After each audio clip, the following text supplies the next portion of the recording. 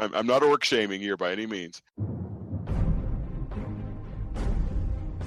Who's rapping? Overkeen. Dragons? I'm not overkeen. I'll dice them like a knife, slicing right through an aubergine. My dragon shout flow is sweeter than a soda stream. You won't believe your eyes. I'm like an overload of dopamine. A broadsword in one hand and a magic spell in the other. I'm the last of the dragonborn. There's no other, my brother, so run for cover.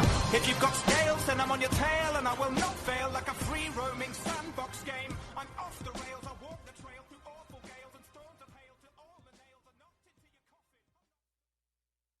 Welcome to the, guys, can you believe this already? The 40th edition of a Skyrim Addict podcast roundtable. Wow. It is the cool. 11th episode of season 6. You're older than me. Well, yeah. Good job, show. We are the show who compares and contrasts Skyrim experiences through a lively roundtable discussion by playing through the same quest with characters who have been randomly assigned drastically different attributes. Welcome, everyone. Hello. Hey. That's great. Tonight on the show, we have Victor. Hello, Victor. Sorry, I was muted. Sorry, Hello, I'm sorry how are about ya? that. I didn't notice. And Pat, hi. How's it going, Pat? I'm doing great, Andrew. Thanks for asking. And Colin, what's going on, man? Evening, guys. Supple. And Michael, how are you, sir? Doing good. Also, Jeremy is in the chat. Oh, wonderful. Jeremy, you can come on if you want. Hey, Jeremy. And I know. Yeah. I know Please. his favorite thing to do to roundtable characters is kill them. So Kill them with mods, yes. yeah. Yes. But you're welcome to hop on, Jeremy, if you want to. Yeah, Early sure. modded death. Oh, too bad. Last episode, everyone, we went over Alduin's Bane and lots of character introductions and that sort of stuff. So if you'd like to revisit and hear our adventures with getting Alduin to the ground and our adventures in the Time Wound, please revisit that with some character introductions and everything. But we'll go ahead and start visiting our characters in their current quest for this week. Because we have about 3 of them we'd like to hit tonight. So we're going to see The Fallen, Season Unending, and Paarthurnax. So if you'd like to, you can go ahead and say just a little bit about your character as we get into these quests. Victor, did you get into... You said there was one point that you didn't get past. Was that the Paarthurnax part or Season Unending? I don't remember which one you said it was. No, I have sort of. It's been a couple of weeks since I. No sweat. did it. And, no, I was thinking that I had forgotten to do the Odoving thing, but then I realized that I had put it off because I want to do a bunch of other stuff before I get locked in. Okay. Going from the Dragon's Reach to Skuldafn. So, Is it any big secret? Is there anything you'd like to share with us that you had on your list of to-dos? No, I want to run around the world and level her up a little bit more, and I think I may run through the Mages College quickly before I go on any farther. Yeah. She's gotten to a point right now where she's pretty high level conjurer. Yeah, you were speaking. Level 81. You were speaking of your conjuration in the last episode. Could you remind us of that conjuration spell that you were liking? The Hearn. Yeah. Let me just hang on a second. I don't remember where it is. Oh no, how do I get there? No, I'm just looking in the thing to see if there's a description of it somewhere. Yeah. But you'd have to look it up under Apocalypse, under the spell package or whatever. It's just the Hearn is some sort of ancient, spirit warrior of some kind, and he calls wolves along with him, and he fires Daedric arrows. Oh, it's yeah, fairly powerful. Wolves, that's cool. Yeah. And so she has that, and let's see. There it is. Okay, so conjure Hearn. It doesn't say anything about what a Hearn is, but like I said, he looks a little bit like a Forsworn. Yeah. He's got a headdress on and stuff like Forsworn. that. great. I, We love and those I've never guys. looked him up in the Welcome to lore the to see party, exactly what Forsworth. he is. That's too bad. So. Get those guys out But- of here. Fuck them. She's also, there's another spell from Apocalypse called Conjure Zivali Lord. That's another sort of Dremora, I guess, of some sort. So she's fairly high level. So I want her to go through the Mages College and do the Master Conjurer stuff. And so that leads me to another question. What of the faction quest, do you have a favorite of the four main like big faction quests? Is the Mages Guild your go-to? No, I've always had a kind of a sweet spot for the companions. Companions. Which is why I did it for the Let's Play. Yeah. It's a great listen to, everyone. If you haven't, go check out the feed. It's on a separate show feed. It's not in here on the Skyrim Addict show. It's Let's Play Skyrim. It's called. So go search that out in your latest podcatcher, whatever you like to use. Go find that out. It's a good listen, Victor. It's very nice. I like your companions playthrough. So that's your go-to. So companions is your go-to, but do you have an aspect of the Mages Guild that you like, a particular part of the quest that's cool? Oh no, no, not really. No, I hate this quest. This quest sucks. I don't hate it or anything. I just I don't have a particularly favorite part of it that I do. And to be honest with you, I've never actually gone through it and completed any of the master level stuff. So I'd like to do that at least with conjuration with Freya. Oh, what do we know about master level conjuration spells?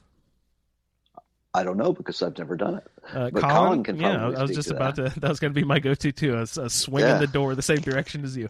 Colin, do you know anything about master level conjuration spells? It'll be a lot of fun. I do like that. Yeah, I gotta say. The good thing about it is I don't think you have to leave the college to do any ancillary stuff. You can do it all in the college. Oh, that's nice. Yeah, that's all in the college. Yeah, that's good. Mm-hmm. The only one I think I've ever taken all the way is Alteration, maybe to get the dragon skin. That's really fun. But I haven't too many experiences with getting all the way to the master level spells. That's awesome. Hope you get there. Yeah, I'm looking forward to it. It should be fun. Cool. So you're going to level up a little bit. Yeah, I want to level up a little bit more before I take on. Before hopping into the end of it. So we God, what do we do? We've just fought Alduin and he has flown off, correct? Is that where we left off? That is correct.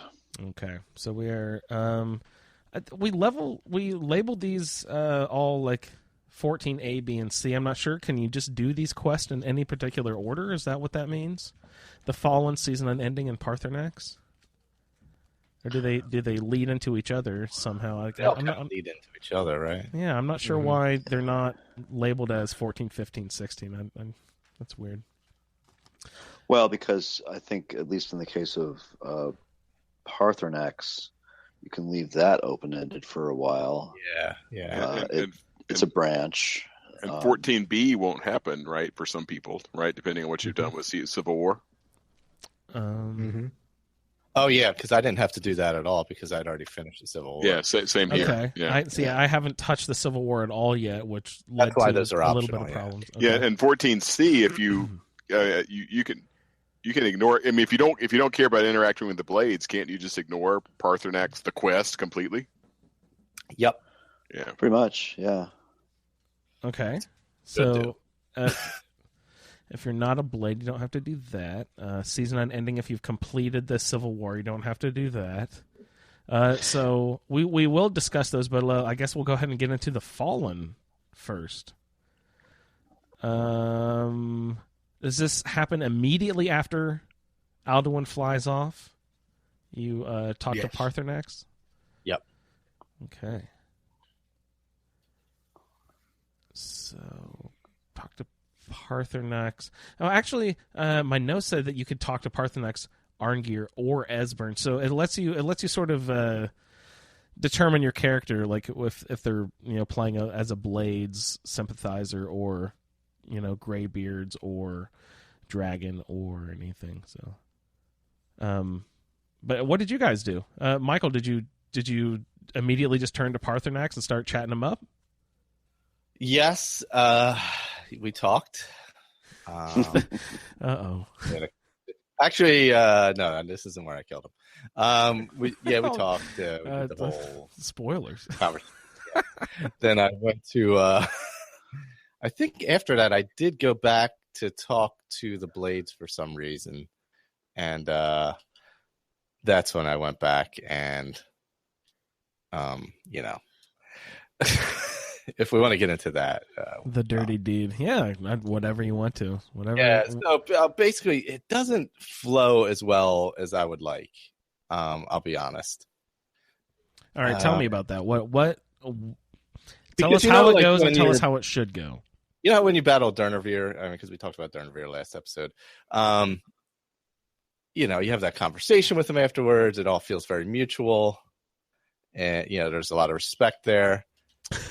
With the Paarthurnax thing, basically you're just having a conversation, and he does say, "Hey, I understand why they don't trust me. That they shouldn't." Blah blah blah blah blah. But there's no nothing that starts the battle. You just basically go up and sucker punch him in the face.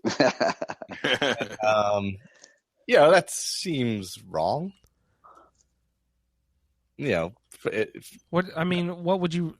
Okay, so let's get into what it should be. Would you rather him say, "Hey, I understand you have to do this for"? Hey, Dovahkiin, I see your shirt's untucked. You look schlubby, so let's fight. Well, no. Basically, it should be, man. "Hey, I understand. Because of my role in history, you have to do this." Mine's way better. I'm going to get that Writers Guild job, I swear. Yeah, there should be something that starts it off, not just you just walking up and hitting Paarthurnax in the face. It is a little forced, isn't it? You want to get out of jail free card, make yourself feel all nice and rosy. Yeah, I would feel better about it. He wants a guilt-free you want slaughter. It to be like, what, you're going to attack me? Damn it, I just ate some guy. No, he could talk about his role in history and say, I do understand that this is our time to battle, or something like that, There's got to be. It seems like they didn't really flesh it out well. In fact, it doesn't seem they really didn't flesh that part of it. That whole Paarthurnax and the Blades stuff. A lot of the lines that Delphine speaks are kind of like, ew. I was about to ask, does cutting room floor add anything fun back in? Is there some stuff missing, maybe? Well, the way it works is you speak to Paarthurnax, and he says, while maybe one of his dragons, maybe one of his friends, we could capture him, and then he tells you about Dragon's Reach and the blah, blah, blah history, and you go there, and then you need to go to the Blades to find out if they know about a dragon that you can know about that will be able to help it, right? Yeah. So you Esbern, yeah, right. So you go to was it the Skyhaven Temple? You walk into Skyhaven Temple. You walk up. There's nobody in there. You're looking all over. You can't find them, and you go and there's a table there. And you look at the table, and there's a book called Atlas of Dragons. And it tells you all about all the dragons that they know of. And it's the history of the Blades, where dragons have been died, who they're aligned with. There's a dragon that's fucked off that's supposedly still alive over in Morrowind. And then it gets to Odahviing. And then right at the very back is Paarthurnax. And it's where this guy's telling the story of how Paarthurnax was it Alduin's lieutenant.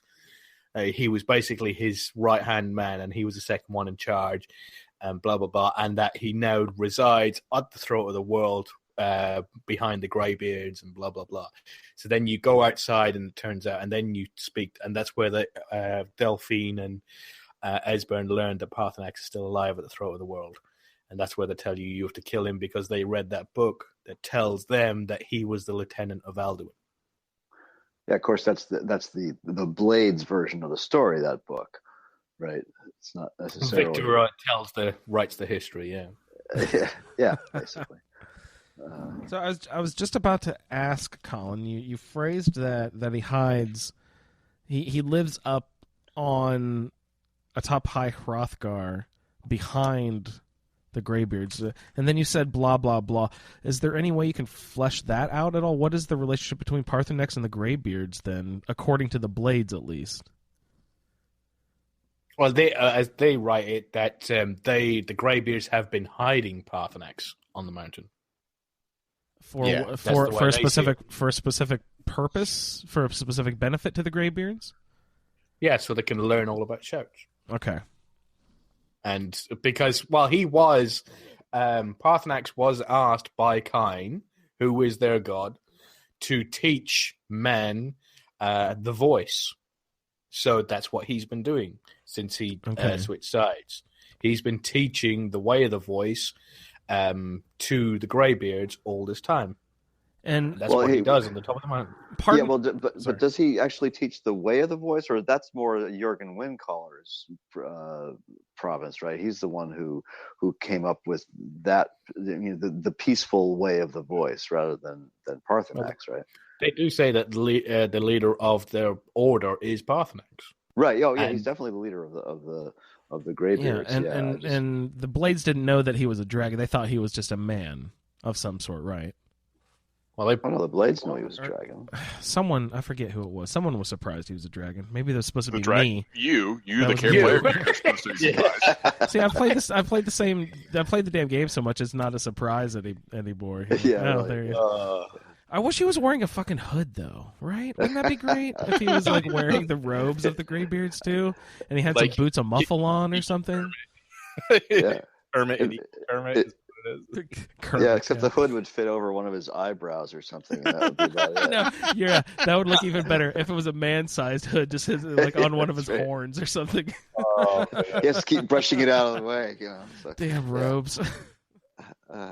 I will tell you, hanging up there with Paarthurnax with Frostfall is not fun. Oh yeah, no, not if you got Frostfall at its full. Yeah, it probably. What are the remind me? What are the effects of that? You're on Frostfall. You run up the mountain there, and it's cold. But what is happening to your hit points or your stamina? What are the negative effects? What's happening to you? Your nose turns into a carrot. You're a literal snowman all of a sudden. Yeah, your skill levels go down. Certain skill levels go down. Take hits as you get cold. Oh, so we'll incrementally take 5 points away from your archery skill or something, or how's that work? Yeah, like when you have a disease or something like that, similar effect. Okay. Yeah, your regeneration rates, your stamina goes down. All of that. Your movement slows down. See, Andrew, if Dennis were here, he would tell you not to worry about it because it's not a problem. You just fix it later. Yeah, whatever. Yeah. You can carry that one for a little while. Yeah, it's not a problem. Don't worry about it. You can also pretend that you're smoking as well. Excuse me.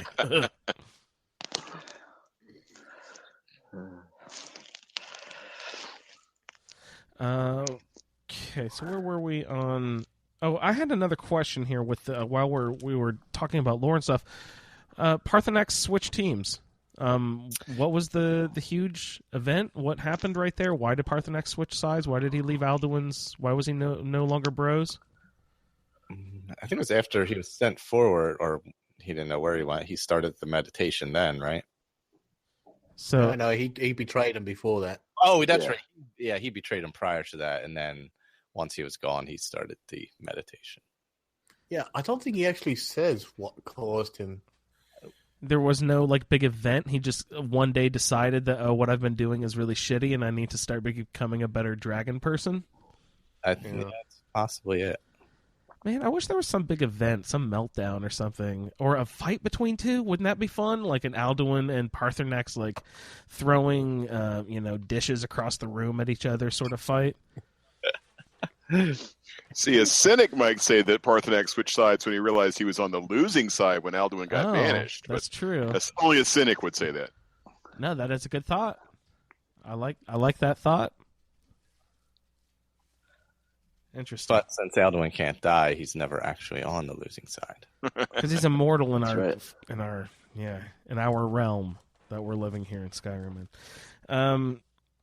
So the Fallen, we need to talk to either Paarthurnax, Arngir, or Esbern, and depending on who you talk to, I don't know if it changes the storyline. Then you get sent to speak with the Jarl of Whiterun. Balgroof. Well, not for me. Oh no! Okay, no, course, that's a good call because from here on, there is a possible change. Michael, did you want to mention anything about your Civil War? Oh God, I completed it a long time ago. So I went with the Stormcloak. So what's his name? Is it Greymane? Is the Jarl? Yeah, now? one Is of that those what it is? guys. Yeah. Yeah, he's the guy from the Companions. Yeah. So I didn't have to do the whole talking negotiation thing, which was nice, quite frankly, because nobody's ever happy in that negotiation. So I recommend doing the Civil War first. Yeah, there's negotiations that we have to get into here in a little bit, but so you had completed the Civil War, which means that you didn't have to do certain. That's why this game is so fun, and I love all the different weavings. But that can also get you in trouble if you leave certain quests hanging and stuff. You know what I mean? Yeah, that's the really dangerous fun. part. That's cool. Hanging. Yeah. No, I like that. So, you had already completed the Civil War. You said you went with the Stormcloaks. Yes. Correct. So, it's not Aomer. Whatever his name is, Greymane. What does he? You have to go visit him, and what does he tell you to do if you don't have to go to, convince him to go to peace talks? How does your game change? You just talk. You do the basic conversation you have with him, but you don't have to negotiate the war part of it. That's all. I mean, you just still have to persuade him a little bit, hey, we have to do this because of X. But since the war is over, that's not a you concern. don't have to call him up to, not up to High Hrothgar or anything. There's no meeting. There's no meeting. There's none of that crap. You have your interaction with him in the throne room at Whiterun at Dragon's Reach. Yep, that's it. And so is there because I've never done it that way. Is there a speech check that high speech skills help you move faster, or does it pretty much just go a few conversation elements and then you're done? Just a few conversation elements. That's okay. I'm almost thinking that I kind of think that there was a sort of a speech check there that I didn't have enough power in to convince him. He still kind of said, "Oh no, we're gonna." Maybe I could be wrong. There is a persuade. There's a persuade okay. option in the other scenario when you do have but it doesn't really seem to do much, does it, Kyle? It doesn't. You still have to do the stupid negotiations. You still have to do the quest, yeah. That's stupid. Yeah. Well, then It's what's just the that point of the persuade? he sort of agrees with you, but he sort of goes, all right, yeah, I agree. We'll help you out here, but we still need this doing. Right. Yeah. Yeah. Yeah. Whereas none of that is really a concern once this is Once done, there is no Civil War. Yeah. He doesn't have to worry about, it's not Balgruuf having to worry about Ulfric or anything like that. So Yeah. Those two clowns, those guys, the fearsome twosome. Yeah. So basically, this from there though, once the quest kicks off, what is the basis of the Fallen? You have to convince whichever Jarl it is that if the Civil War is still going on, he says I can't worry about these dragons while I'm worrying about being attacked at the front door or whatever. And then the Dragonborn said, "What if I can guarantee you that you won't be attacked for the time being? Then would you be able to?" And then that leads into your negotiations. Yeah. stuff at that point. Yeah. So, but really, the fun part about this quest is preparing for Odaving. The section here, getting the porch ready and all that is. So, do you just launch right into that at that point? Since you don't have to worry about any of the Civil War, you went right to the porch. No, you got to go to find out Odaving first. Yeah, you have to go find out. Yeah, you've gone from Paarthurnax you have to the Jarl, and then you say, "Can you trap a dragon here?" And he says, eventually he says, "All right, we'll help you with your insane dragon catching plan idea thing." And you go, "Right, do you know how to trap a dragon here? Because I certainly don't." And you're like, "Oh, well, maybe I should speak to the Blades because they're the ones who know all about dragon trapping and killing." About Dragon's Reach and the history of catching dragons there, right? The back porch was built specifically for that process, or was it that a dragon... Is there some BS about a dragon used to be Jarl or something and used to live back there Jarl or something? had a pet dragon. Oh, he had a pet dragon. Paarthurnax tells you about that. Okay. Yeah. See, there's all these stories, guys. I need to Yeah, he pay says more something attention about to. having visited him, and the dragon didn't even remember his name. It's a kind of a sort of a poignant little... that is sad. Yeah. That's too bad. There's a little bit of, story goes wonky there because it's all over the place. Because the Jarl was Haken One Eye. No, was it Haken or was it Olaf One Eye? I think it's Olaf One Eye. I thought Olaf Old was King the Jarl Olaf? of Windhelm. Or Olaf is that's who they do that's the Bard's thing, isn't it? Yeah, and he trapped the dragon. But no, I'm sure Olaf was from Whiterun. Was it Whiterun? Okay. Pretty sure. I should really know this. And I don't remember who the Jarl was who had the dragon. But yeah. I mean, that's the whole whole burning of Olaf festival. Yeah, he trapped him. They had a fight, and then he dragged the dragon all the way back, and then trapped it in the keep up in Dragon's Reach. And then the bard story that you wrote was that he was he was human in dragon, or dragon in human form. Yeah, he was. Yeah, there's different options you can take when doing that bard's quest. Yeah, all of them are fine poetry. There's a story where it says that Numenex didn't die there, and then that the head above Numenex, where Balgruuf is sitting, is not Numenex. But then there's another story then you speak to the Jarl, and he says, "Yes, that is true.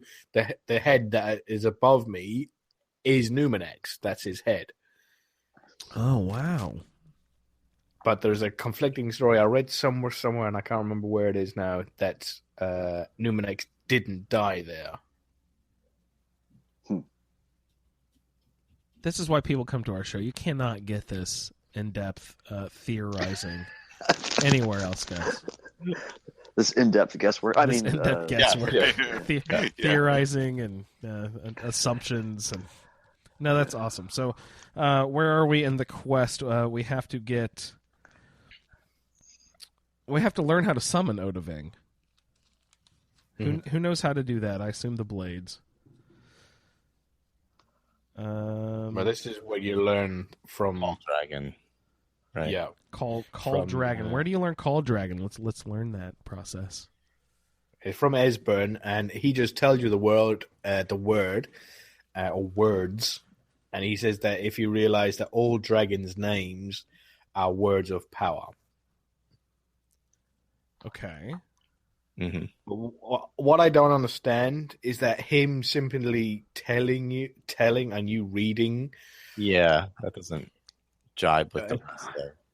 Yeah, because you don't have to use any dragon souls or anything like that. Mm-hmm. And it's what I was thinking that it could have been is that the Call Dragon would be like Odaving, would be words that you already know from different shouts. So you already know the word of power from different shouts, and then you just combine them to make Odaving. Oh, yeah.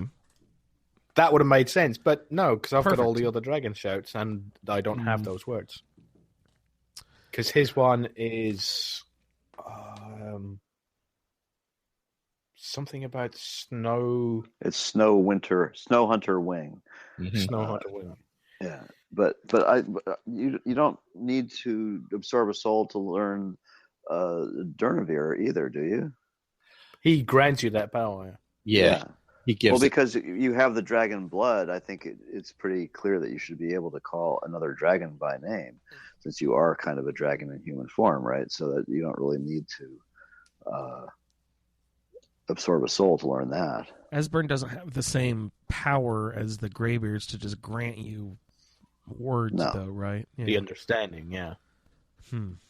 Interesting. I never even thought about that. Colin, that is a really awesome way that they could have written that around, as if all three words you had already learned and you're just putting them together in a different sequence. That would have been a great way to write, but yeah, too bad. We learn it from Esbern, Odahviing. Then do you go back to Dragon's Reach and talk to, in my case, it was Balgruuf. Who was your guy? Some Greymane, Michael. Yeah, the Greymane. So did you went off to Esbern and he gave you some knowledge? Yeah. That's and then I just went straight back there. There was no other negotiation or anything, so. And then does he even explain anything to you? It just seems like you kind of go out onto the porch and he's just like, okay, now. He even seems like he's kind of doubting that you can even summon a dragon at this point. And, I don't think anybody fully believes it till it happens. Yeah. He kind of gives you a little bit of attitude and stuff, but does he even explain like the plan really well and all that? How, because there's this contraption back there. He's just kind of like, well, we got it oiled up. It's ready to go. Come on, do your thing. I mean, they tell you where you have to bring them and all that, but okay, getting them in there the first time wasn't the easiest thing. Like this time, obviously, we've done it so many times, it's not a big deal. But when you first play through it, it can be a little. And when you don't understand what's going on, I thought mine was a little bugged out. I had some weirdness going on the porch there too, but that's just my own stupid fault. Yeah, you had Barbas. Yeah, too many followers was keeping him out on the lip of the balcony. He would not approach the trap. Barbas is banned from Skuldafn, is what it is. So no, he's not allowed. He's not permitted to come. It poops all over the flowers. So. Yeah. The divines were like, "No, that fucking dog is not coming." Do you think the dragons can sense Barbas is a Daedra? Or maybe he himself isn't a Daedra, but a whatever he is. I don't even know what he is. The most annoying dog in the game. Most yes. done, yeah. Yeah. The last time he was up here, he peed on Sun's legs. So that damn dog never shuts up. He is not coming back. He shit all over the balcony. Get your dog out of here. No, but I went inside, and that drew everyone back off the porch with me, and I told Thonir, do you really need me to follow you into this cave? Because I don't know what he's from. He must be from the Morthal vampire quest or something like that. Oh, God. I don't know. He's been following me for months now. I don't even know where this guy. He's a lost soul at this point. Poor guy. I told Vigilance just to stay put. Barbas, you can't tell him anything. You can just tell him to stop following you. Oh, you can't tell him anything. Oh, my God. Serana, I told her to wait, and she gave me some shitty attitude and followed me anyway. You know, she's just like, you can tell me to wait, but I'm not going to stay behind. This is way too important. Yeah, Serana won't listen to you until you're doing. Once you're doing Dawn Guard, and she's more of a normal companion, she'll take some orders, but yeah, until then she's on you like glue. And when you say when you try to interact with Verilus to tell him to wait, like to stay put or whatever, he just looks at you and says like "RK bless you," and then like kisses his then he kisses his bloody knuckles in a very intimidating way, and it's just like, oh my lord. So when I went back on the porch, the only two it turns out that I could tell to wait were, of course, the two like real assigned followers. You know what I mean? Like those were the only people who you can interact with, which turns out to be Vigilance, the dog. He would wait, and Ogle, the orc warrior guy, who I have as my other assigned follower. Those two would wait, and that was enough of a relief of an attack that the dragon would still he would be drawn towards me if you keep blasting him with Dragon Rend and preventing him from taking off. Then he'll start following you. He was just there's the elimination of Barbas and Vigilance. I think it had to be Barbas because Barbas doesn't take damage really. He's just a relentless entity. So that must have been preventing the dragon from coming down the walkway. But once I eventually got that all figured out, I immediately went to the internet and searched for where the fuck does Barbas go when you dismiss him, guys? I have no idea. Does he go back to Haymar's Shame? What do you think, Colin? Where can I find my sweet Barbie? Oh, yeah. I don't know. That's a good question. I don't know where. Have you gone to get the rueful axe yet? It's been so long. I have no idea where. Is it a quest item? Would it be locked in my? It wouldn't be locked in my inventory. I have no idea where it would.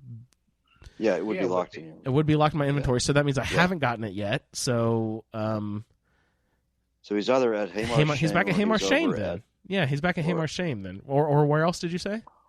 Well, at the there's the cave you go to get the rueful axe. I think it's always the same place. It's over.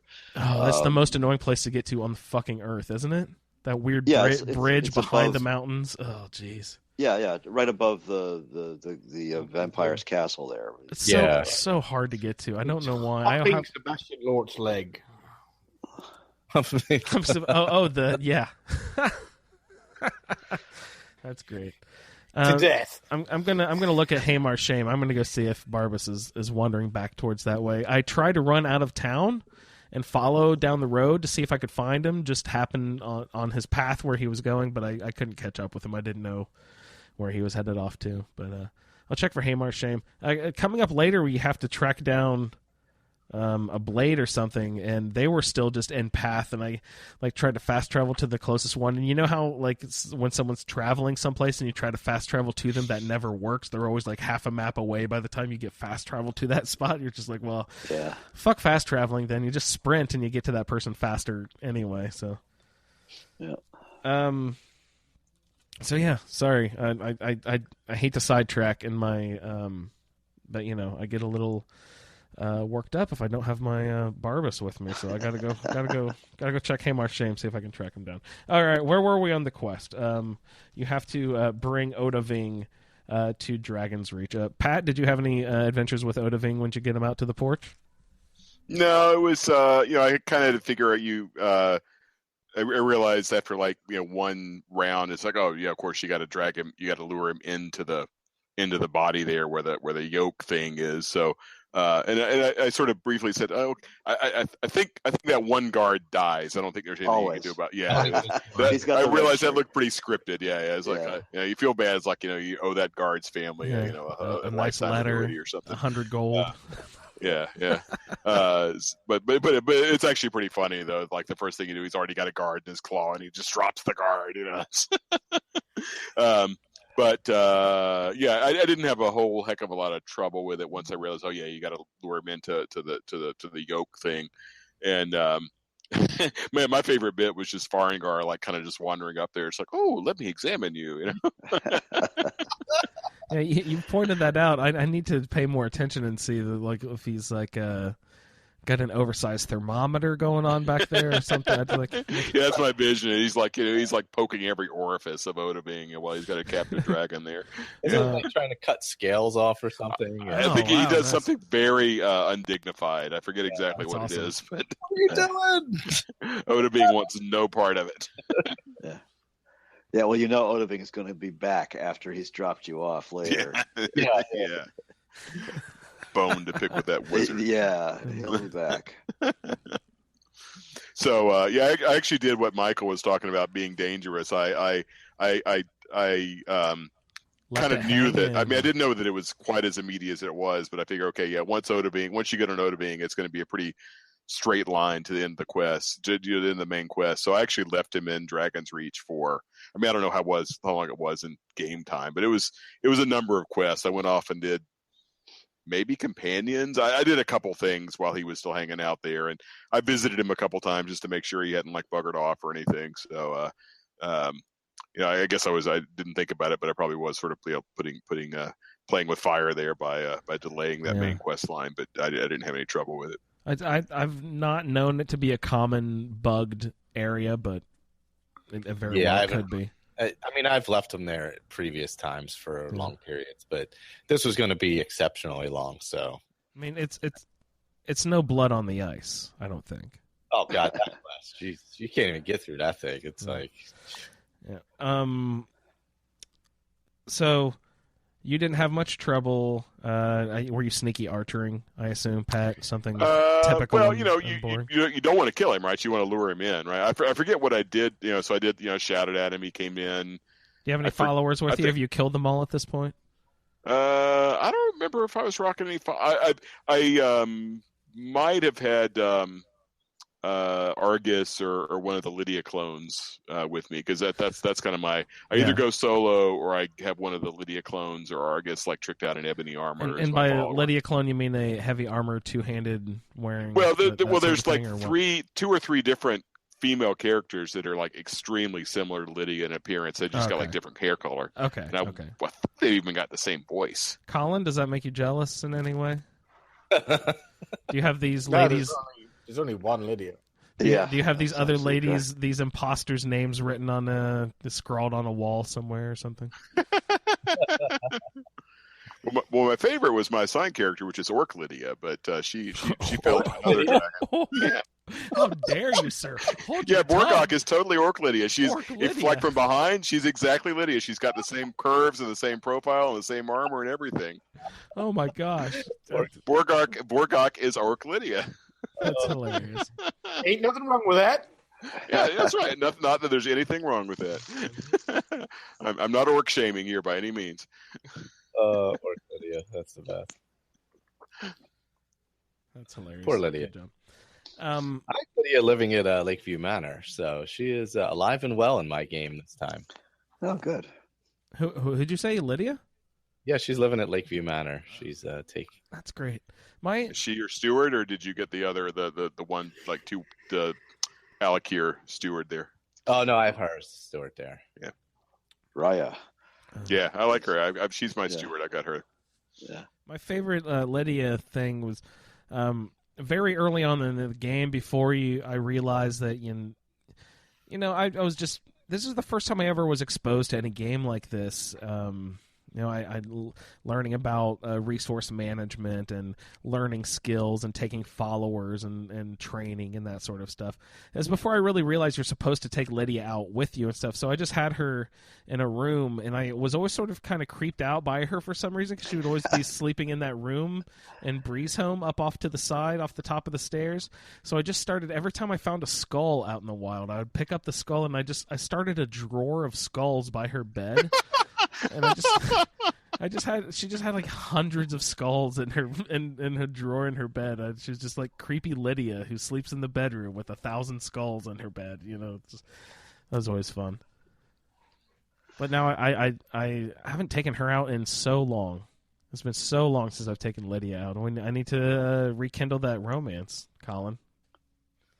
Take her out. See what the old girl says. Freya and Lydia have been tight for the last quite a long time now, several levels. That's great. Need to revisit. And also, there's one, he's not really built into the storyline, but there's a mage out in Riften in the Bee and Barb who's always fun to take out. I think you can hire him as a it's Mark Curio or whatever. Oh yeah, that guy. Yeah, exactly. He's an electro mage, if I remember. Yeah, yep. Always fun. Yeah.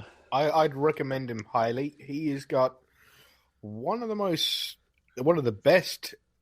I I don't know, what would you call it? You can create a really good relationship because he says a lot of stuff. Yeah. He says a lot more than any of the house carls. Oh, nice. He's got a lot of opinions on stuff. Like when you're sneaking, he'll start saying something, and sort of like when you go into different types of ruins, I think he actually mentioned certain things. So he has more. I would recommend Mercutio a lot. Do you know? Is there anything to that? Is the voice actor someone famous who they fed extra lines to just because or something? Or no, he's one of the generic names. Generic voices. Okay. It's just always fun. I think they gave a little bit more personality to the to him because he is different. He's a mage mercenary where all your house calls and all the other mercenaries are kind of fighters, and he's the one mage. Yeah. No, he's classy. Mm-hmm. Stay classy, Mercurio.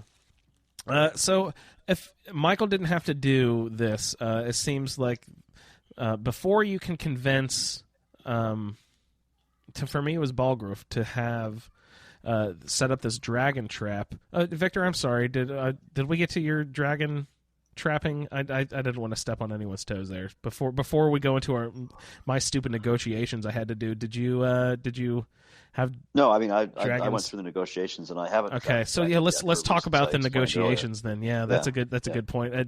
How do these negotiations first of all kick off? Like, what you have to set all this crap up first of all, even before we get to them. So who sends us where for that?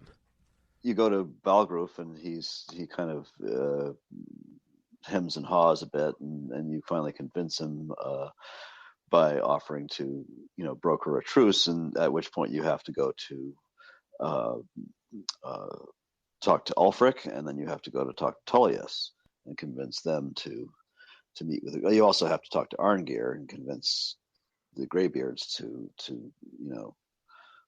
host the meeting, and then you have to go to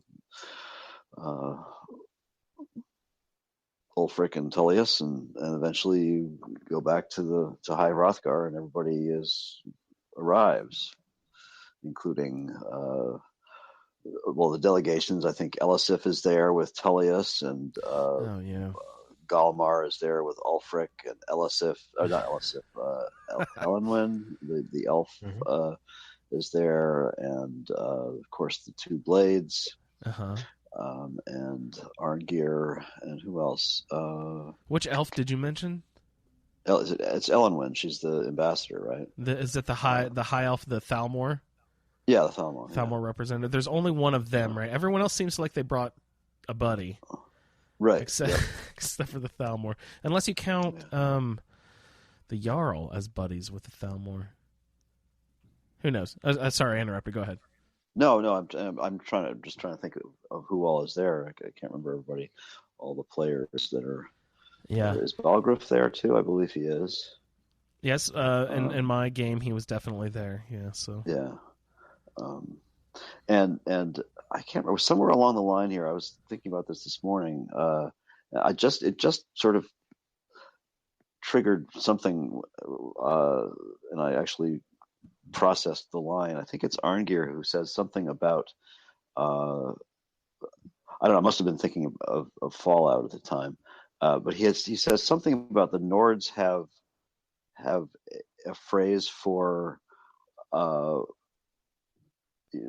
war never ends. They call it season unending, which I thought was kind of cool. It's kind of a little bit of a callback to Fallout. Oh, that's fun. I didn't even notice that. Flew right by my head. Somewhere, yeah. And I was looking for it earlier, but I can't find the actual line. So, but that's what season unending refers to. Yeah, very nice. That's poignant, and of course, it just flew right by my stupid, unobservant face. Oh, wait, here it is. His dialogue reveals the meaning behind the quest's name. Season unending is the ancient Nord term for war, and thus reflects Arngeir's ongoing pessimism about the usefulness of the truce. So that's not. He phrases it slightly differently, but that's the reference. So, war never ends.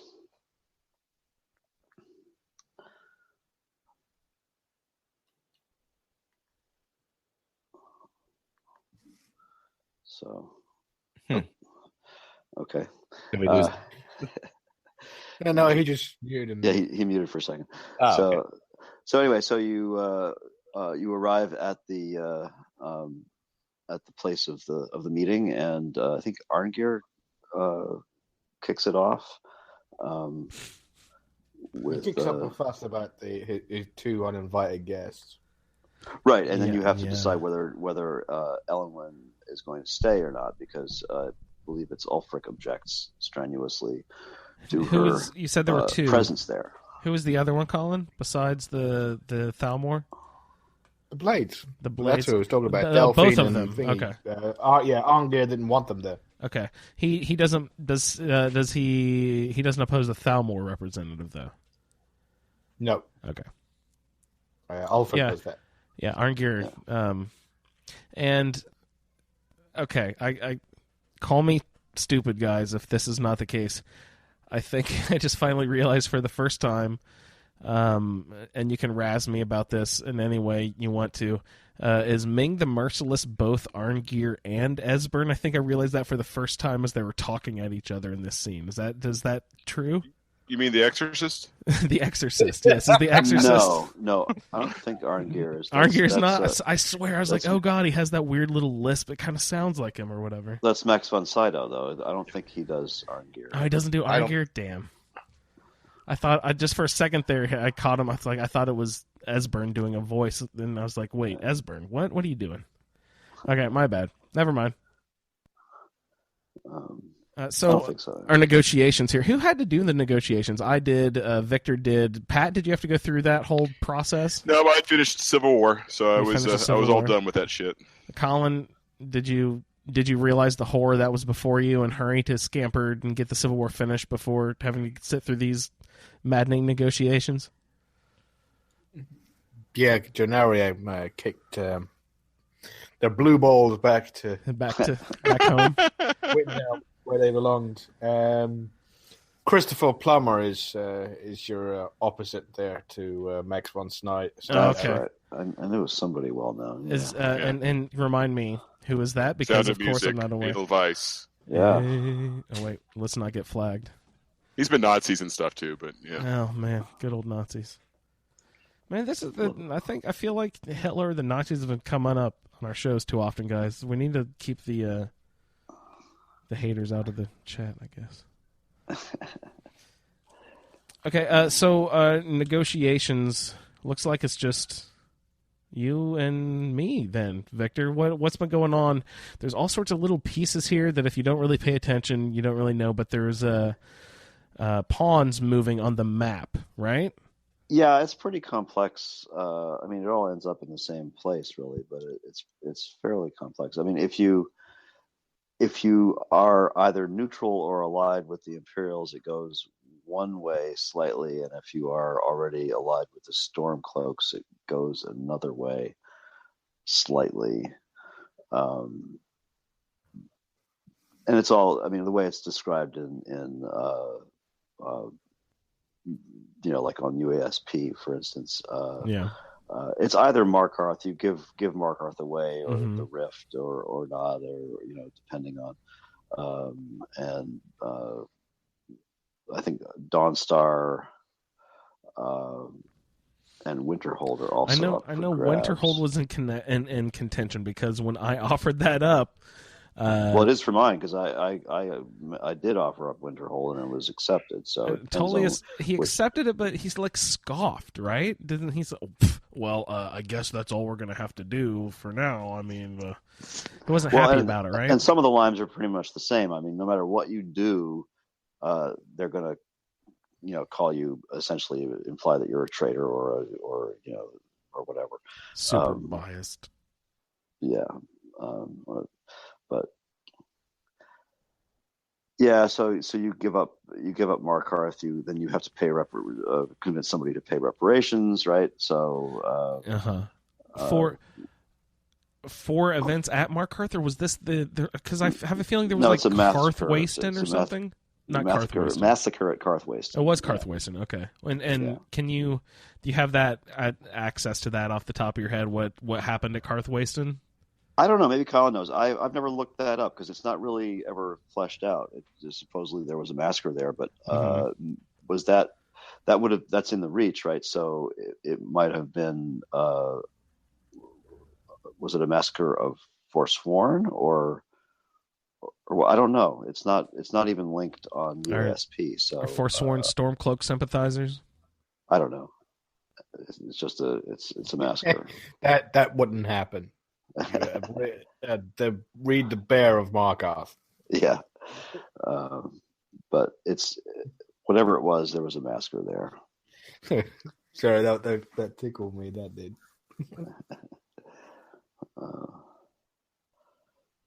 So, Falkreath is also up for grabs. I didn't hear that. It really all depends. I think it's if you're Imperial, if you're sort of like staying with Imperials, when they say, "Oh, we want the Imperials say we want Markarth."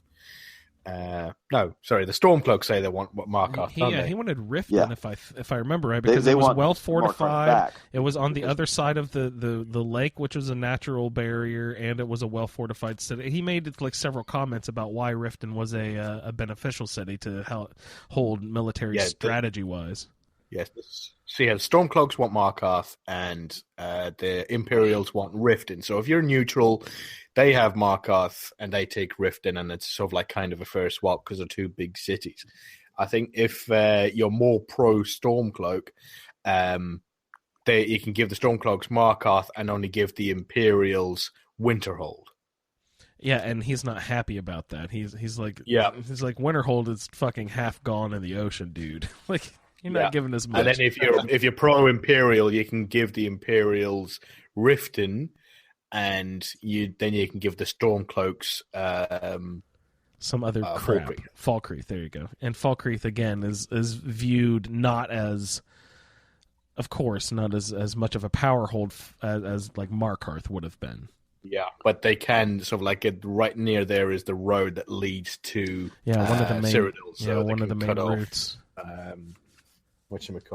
Supplies to the Imperials and sort of stuff. So I think that's how it goes anyway. That's how I would have written it. So that's what's more important here. I was stupidly thinking that I would probably have to be on one side or the other of the Civil War in order for these negotiations to go smoothly. So I went and joined. I actually ended up joining both sides because it got stopped going both directions. But I kept trying to initiate the joining either the Empire or the Stormcloaks in order to get these negotiations started because I thought you had to be on one side or the other to help negotiations through.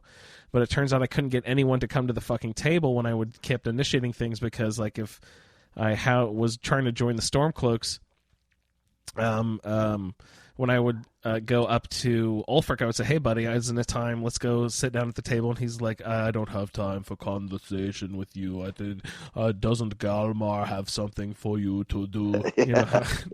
Like he wouldn't like interact or talk with me or whatever. So I went and I was like, "Fuck it, okay, Galmar, what do you need me to do?" So I went and killed the ice wraith things, right? And I came back from the little island, and then Ulfric again was like, hasn't he given you another task to tend to? And you have to go to Galmar again, and you go off and do something else, and you come back, and then he says something. So I realized that each time he is not. I had to get to a certain point in the Civil War in order to convince these guys to go up there. Otherwise, he would just keep saying, "Doesn't Galmar have something for you to do?"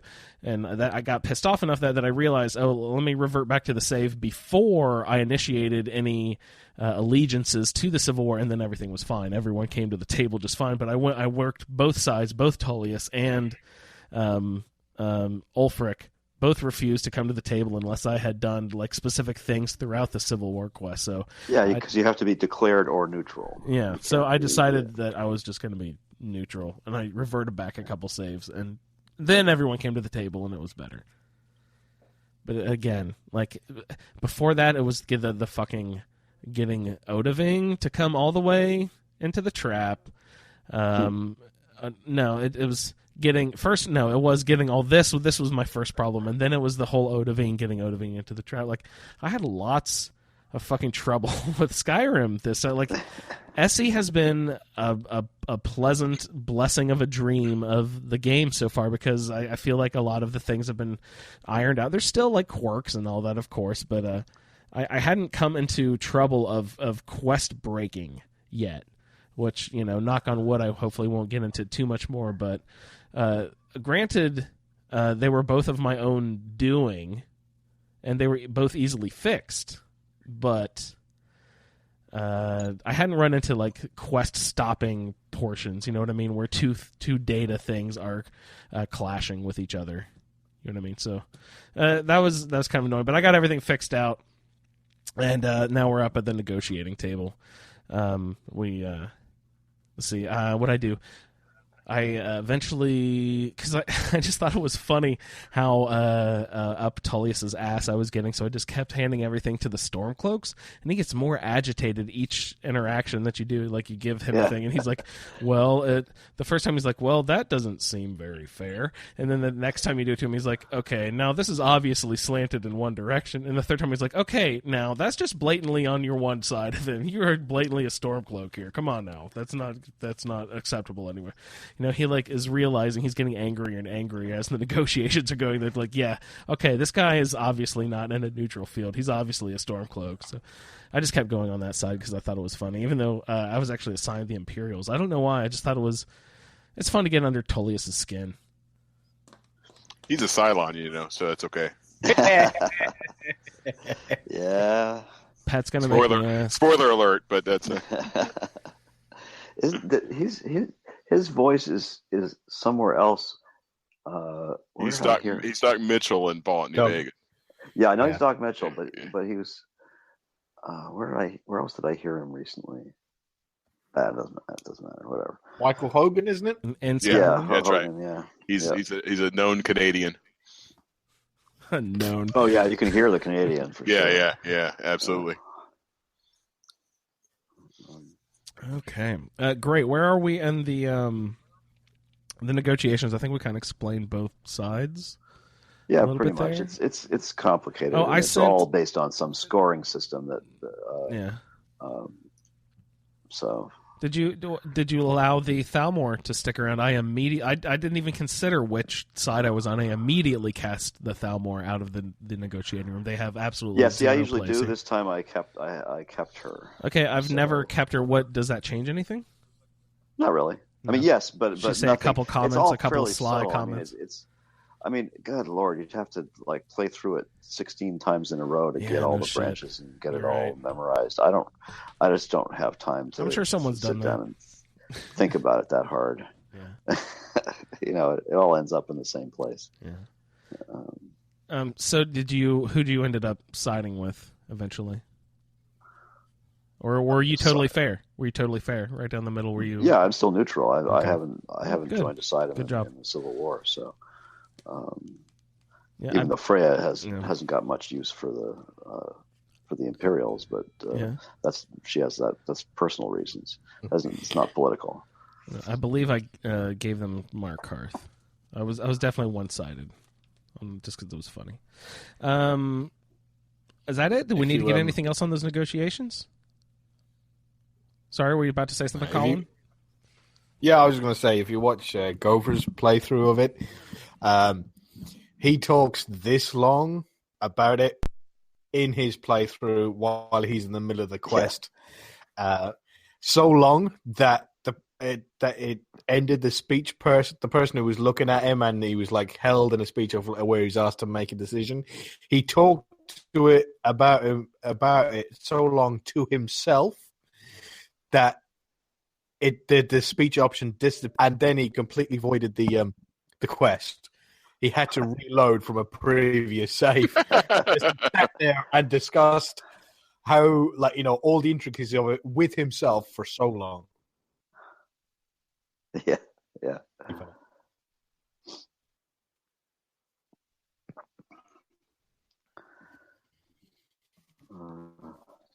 I thought Michael did a good job with this with his because I didn't even realize this was even a thing because I'd done Civil War, and when Michael did his main quest playthrough, on the Skyrim Let's Play. I thought you did a nice job making this very clear. Actually, it didn't say it is behind the. You played it out. I think I half on that one. Yeah, I think you kind of split the baby. Yeah, right down the middle. Yeah. I tried to keep them both reasonably happy to get through it. Yeah. Well, you kind of have to. I mean, that's generally how I play it anyway. But yeah. I mean, it is based on a scoring system, so the game won't let you. You have to sort of even it out to 0 in order to pass through the whole. In order for it to work. Yeah. So that is true. But the outcomes are all. I mean, they're all a little different. So it does have a bearing later on the Civil War. Yes. Yeah. So that's where it really. I mean, the whole thing in the case of the main quest, it sort of ends up with the same thing. You get your way, you get the truce, et cetera, et cetera. It's later on when you play the Civil War that things are slightly different. So. Yeah, it doesn't really change this as much as it changes that. Yeah. It's certainly more important to that, and I guess that's why it works a little better if you kind of do them both together. It just seems weird leaving either the dragons or, kind of the dragons are more important in the Civil War, I would assume. So, but if you complete the Civil War first, obviously it changes everything. So, yeah, one of these days I'll do that. Do the Civil War first. It's cleaner if you do the Civil War first. Everything's already decided. That's for sure. Yeah. Yep.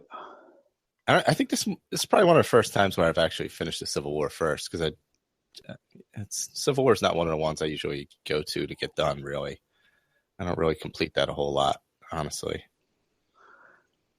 Yeah, I don't either. I mean,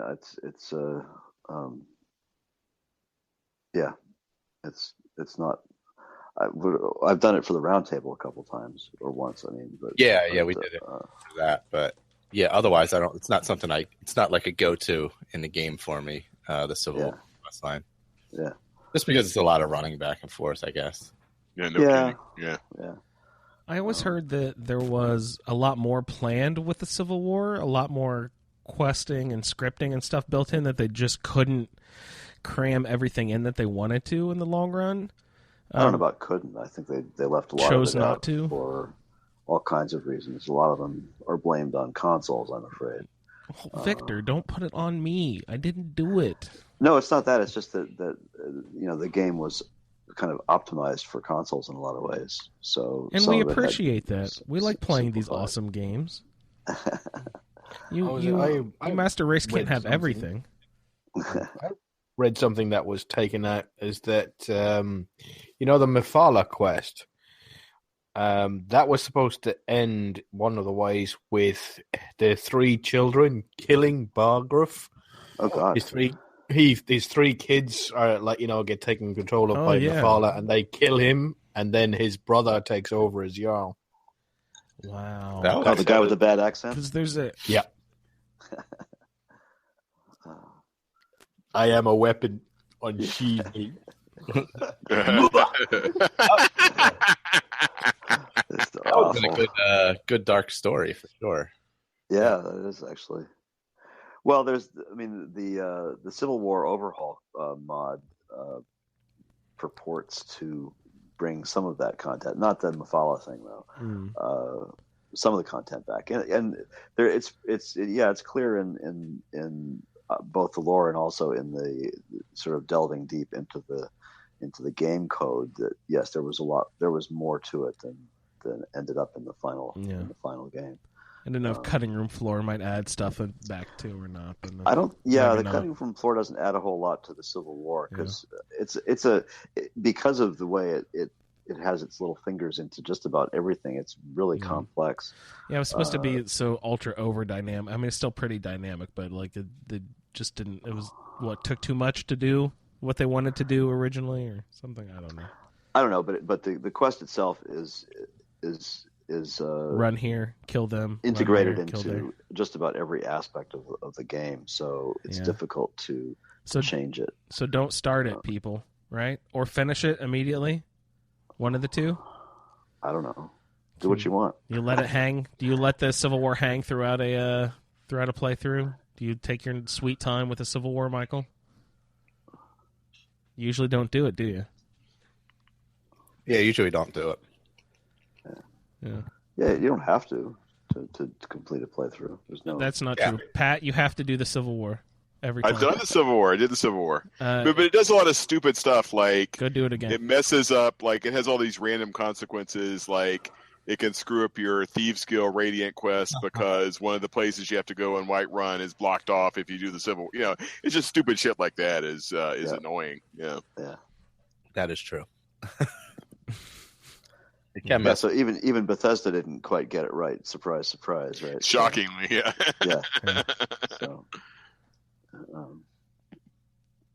So we're through negotiations.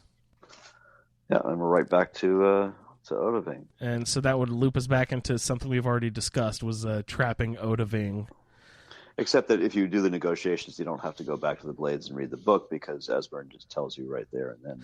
You're right. He tells you. He has a conversation immediately. Says Dragonboard would need a conversation or something, and he tells you. What does he tell you? Just Esbern has. He knows a shout. Is this weird at all? Well, he doesn't know the shout as such, but he knows that the dragons' names are essentially. Words of power. Words of power, yeah. Does he know calling their name will summon them, or how does that come? How do you know that that's what you need to do? He tells you. Esbern just brings that up right now. Yeah, but that's a really common theme of Magic, right? That names have power. Yeah, that's names extremely common, right? That's Cthulhu, Hastur, that's extremely common. So in that regard, it's like it's not at all surprising that if you say the dragon, everything, He's not, as he says, he's not compelled to come, but you saying his name is challenging him. Yeah, it's calling him out. Yeah, it's just an interest. It's like, exactly. That's right. We're tossing mud his way. I figured out the secret code. If you get Odahviing to say his own name backwards, will he get cast? You'll send him back to the fifth dimension. That's right. Yeah. What's the one in the mirror that's turning around in circles? I forget goodness. Oh God, that's an old one too. Mirror. There's Bloody Mary in the mirror. Bloody Mary. That's it. Yeah. Bloody Mary. I was talking about Mixhez from Superman, but who says his name backwards? I didn't even want to ask how to pronounce that word. Mixhez. Say that again. That's hilarious. That's great. The magical time dimension imp or something. Anyway, he's an eighth dimensional imp. Eighth dimension, fifth dimension, eighth dimension, whatever the shit he is. When I open up my Elder Scroll, I look over and see that dude. It's like, what the fuck you are you make doing a good here? moth priest. He likes to wear the robes and skirts, so he'd fit in. So we've got our negotiations down. We've got our dragon trapped. I've got him. I've got this left in limbo hanging. I've got Odahviing sitting on the back porch there. We do have one more quest. Evidently, this is not a required quest by any means to the story, right? You can just leave this one off altogether. But Paarthurnax, did anyone actually play this quest? I did. Killing him? Yes, Michael, did you play? Would you like to tell us why and how, and a little bit about your quest with Paarthurnax here? How his story comes to an end? Well, there's not so much of a quest as there is just you fight him, which is weird. But you do talk to him. Well, you can talk to him, or you can just fight him. But if you talk to him, you can kind of get his whole feelings on why the Blades don't trust him and all that. And he explains, they probably shouldn't. Yeah, he admits that freely, right? He's like, well, they're smart for not trusting me. Yeah, pretty much. Yeah. He's I did all these terrible things. I've meditated and changed, but there's no way for them to know that. So, I can't blame them. Well, then you can ask Arngir about it too, and he sort of fleshes that out a little bit more. Yeah, you can ask multiple people about, obviously Esbern has his side, Arngir has his side, or Arngir has his side, and then Paarthurnax kind of tells you his. Does anybody remember specifics of, like, say, what Esbern would say, or Arngir? Victor, you brought up Arngir. Do you? I don't remember exactly what he says. No, sorry. No, okay, no, that's fine. I'll just. Esbern just basically goes into the atrocities or whatever. Yeah, just he's basically a dragon. He's got to die. I was going to say of dragons in general, or of specific atrocities that Paarthurnax himself specifically pulled off. Not specific, but that he was one of the, I guess, higher upper level dragon. Okay, he was the author of many atrocities. Is the term that Esbern comes out with? Oh, that's nice. So. That's or so they say anyway. That's the blades. What of Blade? Victor's always quick to hop on. Oh, so the blades say. Guys, let's not get carried away. Let's not carried away. Or so those blades say. That's always great. Delphine, when she says something like, "Well, yeah, he reformed or turned." I forget exactly the word she uses, and then she says, "But that makes it even worse." And I'm thinking, what? How does that make it worse? It doesn't. What the hell kind of line is that? It's ridiculous. Oh, Delphine. But yeah. I kind of like that line. It's a very hard line to take, but it's ridiculous. No, it's not. Yes, no, it it's is. not.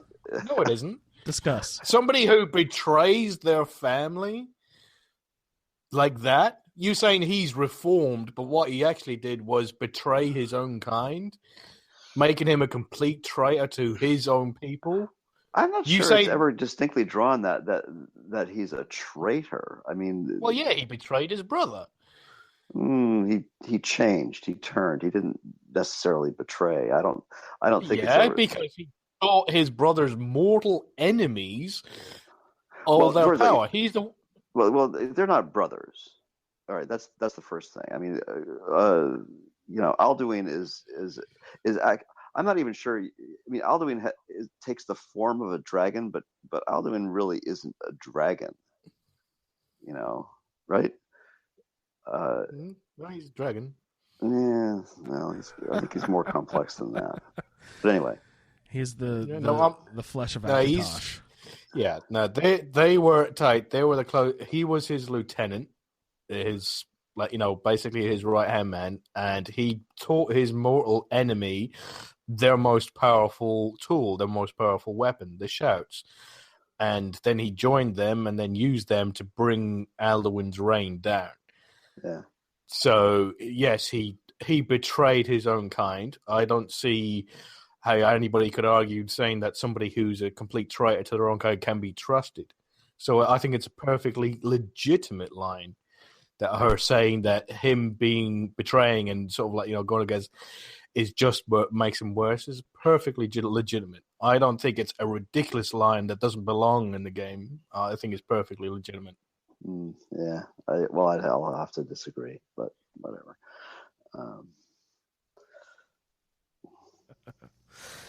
Okay, so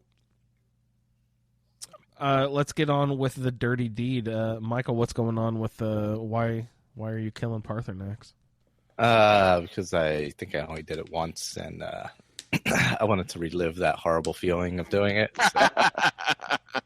I think I remember when you posted a comment in the Facebook group about I don't know. Do you remember exactly how you worded that posting about how you killing Yoda or something? Yeah, it's like it is really super sad. Putting down Yoda of the game or something like that. Yeah, basically, yeah. That's what he is.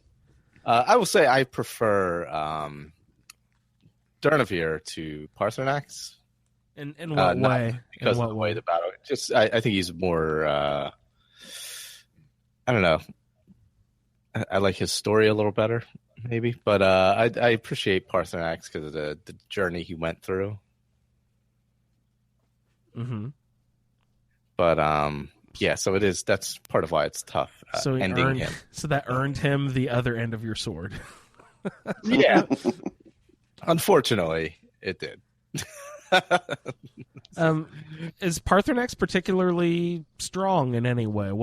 He seems to be gifted with the voice. What does Paarthurnax bring into a battle? If Paarthurnax and Alduin were to battle, would one come out over the other? I would assume Alduin, but yeah, you have to. But I don't remember my Paarthurnax battle being particularly. it wasn't exceptionally difficult. I can say that.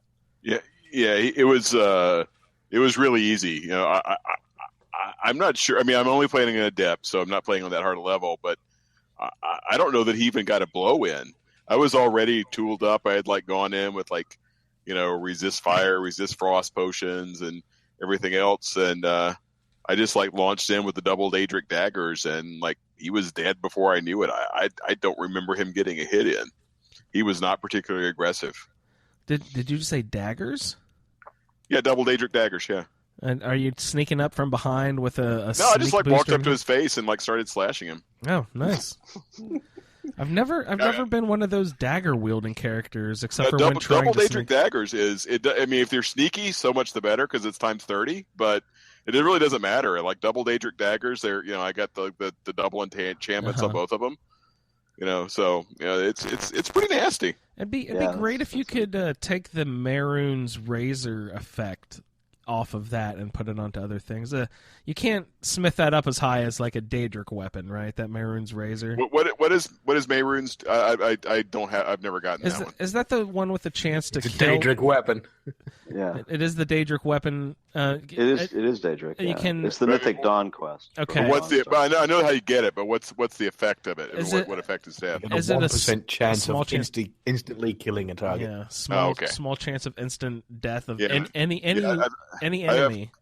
Well, no, except for we found a few, right? We looked and we found a few people who were immune to that chance of death, the ghost ice giant on Solstheim, whatever that dude's name is. Karstag. Yeah. Karstag. There's a few people. That's what I forgot. Damn it. Go get Karstag, Michael. Come on.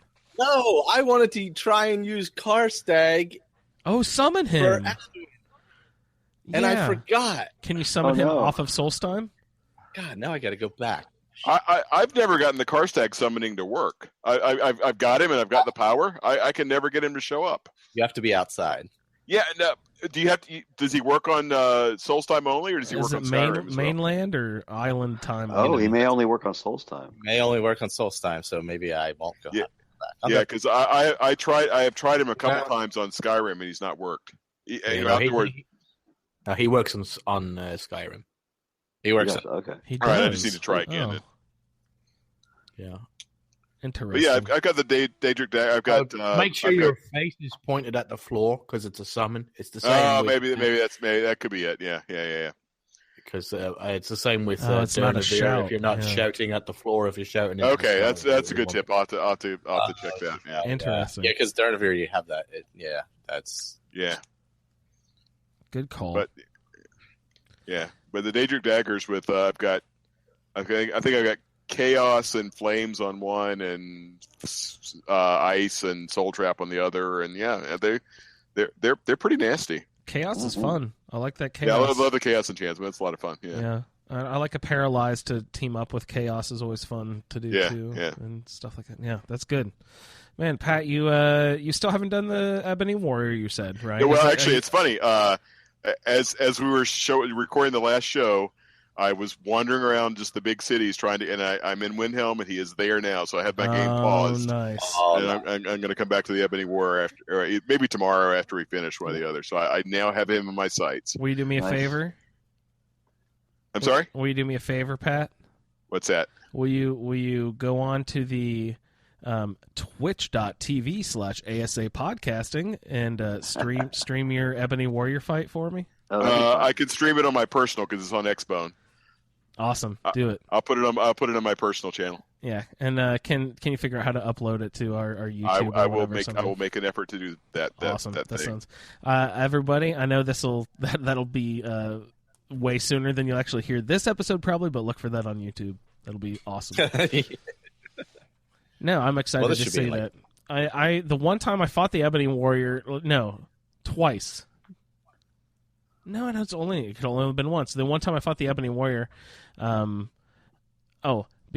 I reloaded. That's why. The first battle was like way too quick. I'd like had the difficulty way too low, so I like bumped it way up to legendary, and then it was just like way too impossible. So that's fun. I like that Ebony Warrior battle. That's do you guys like to do that? Colin, do you ever try to get to level 80 point whatever or 81 to spark that guy off? Yeah, I think I've done it 3 times. I think. Nice. Wow. I have only done it once. Victor, do you summon that guy? I have never fought the Ebony Warrior. Nice. He's I think I've only had one character that went over level 80. That was my original Xbox 360 character. Wow.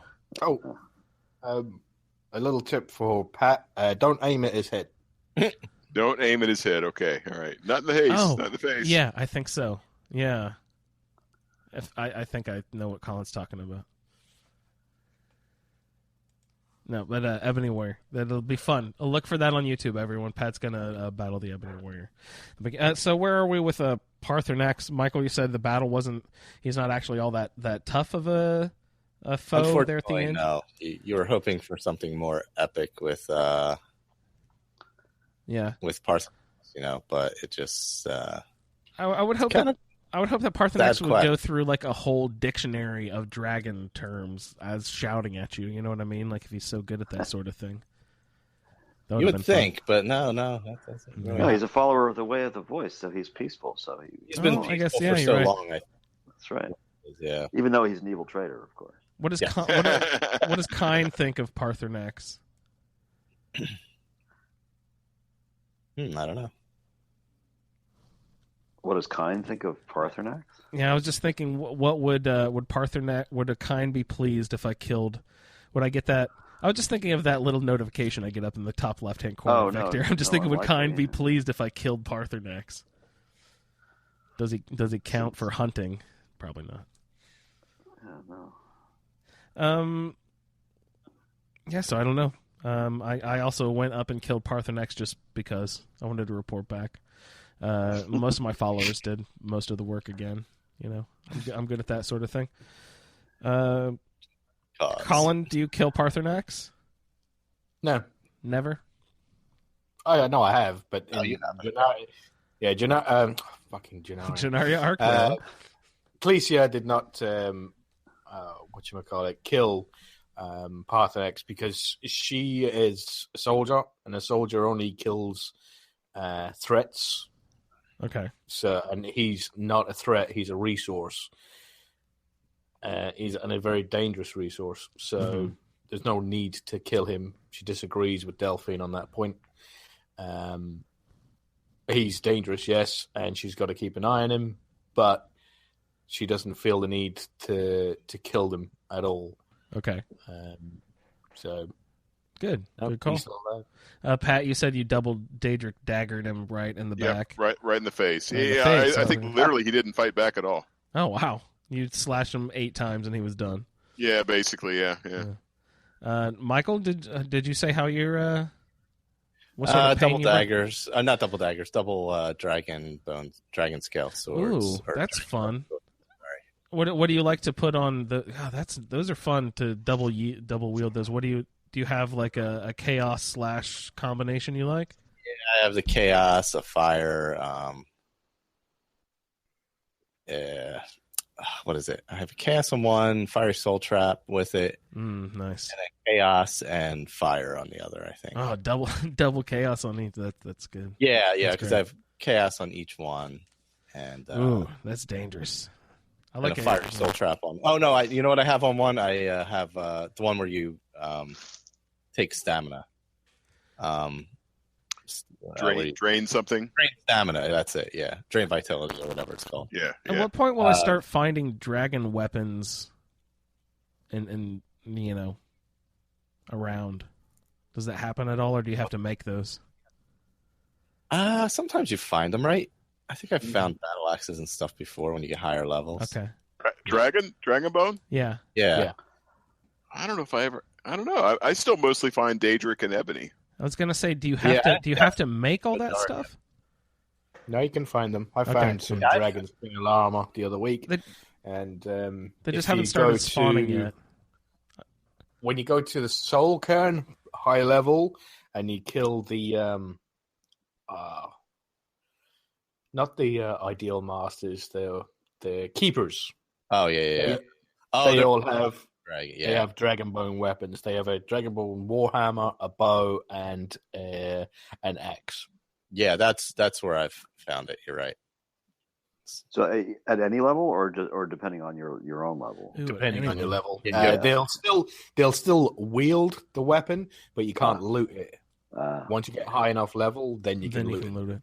Yeah. I'm still under level 50, so I'm not getting lots of high level spawns. I'm seeing some ebony and I don't know if Daedric stuff. When does Daedric start? Is that 40 that Daedric start? I thought I saw some Daedric stuff.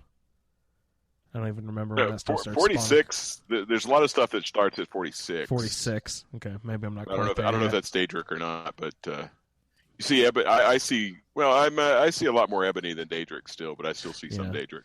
Yeah, that ebony helmet is nice. Yeah. So ebony's my favorite look. Yeah, that's pretty sweet. I would like Daedric, but it seems like a little over dramatic or something.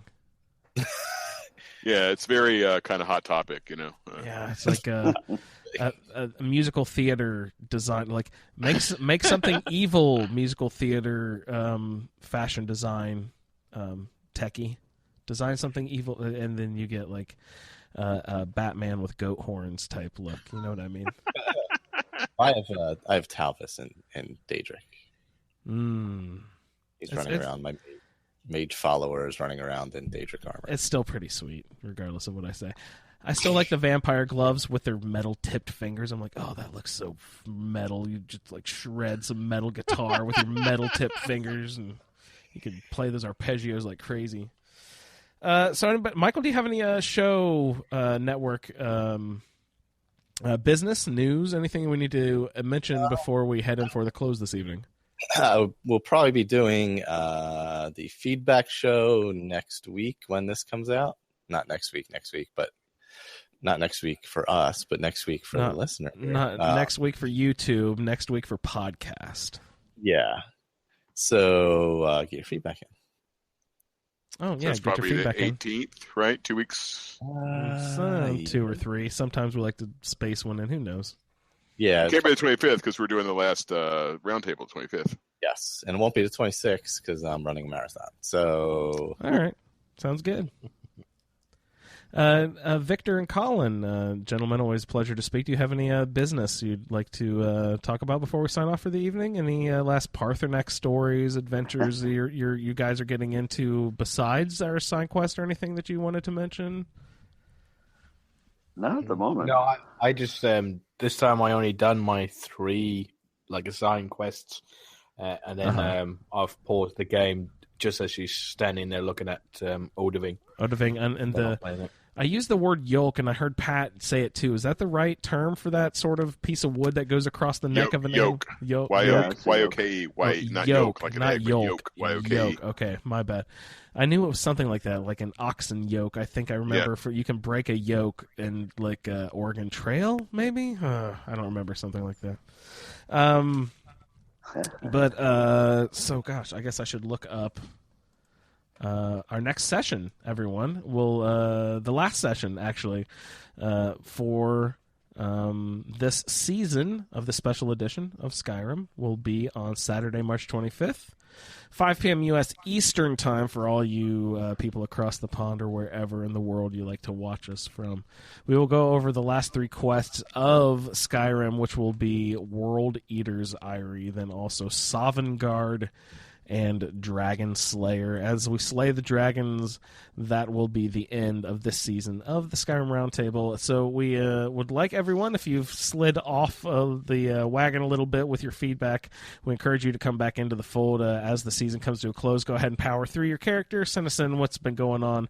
We love to hear the interaction with our community. That is really the Roundtable. This whole project is based on the listener interaction, really, and the feedback that we get in. And that's the whole point of this is, Michael had his nice a Skyrim Addict flagship show, but this was the community come together show. So that's what built this. So we love to hear from everyone. So go ahead and send in some your audio feedback. We love to hear from you, and I love listening to all of the feedback episodes later. So highly encouraged, get that in. Like Michael said, if anybody doesn't have anything else, I'd like to thank everyone for listening, and for Michael, Colin, Pat, Victor, I am Andrew. I'd like to say thanks everyone for listening, and we will see you next time. See you next time. Good night. Later, guys. Who's rapping? Overkeen. Dragons? I'm not overkeen. I'll dice them like a knife, slicing right through an Thank you for downloading this episode of a Skyrim Addict podcast roundtable. If you are interested in doing a play-along character with us, the show can be contacted by emailing skyrimroundtable@gmail.com. For the Skyrim Random Stats Character Generator, the Roundtable schedule, our Amazon link, and all other show information, please head on over to asapodcasting.com, where you will find the Fallout feed, My Journey with CF, a Skyrim Addict podcast, the Chatterbox, ASA Game Talk, our YouTube channel, as well as other content. Your 5-star review on iTunes is greatly appreciated. Once again, thank you for downloading, and no lollygagging.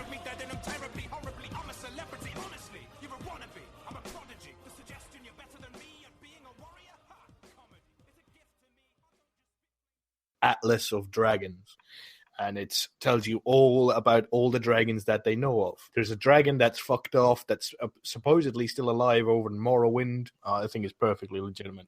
Yeah, I'll have to disagree.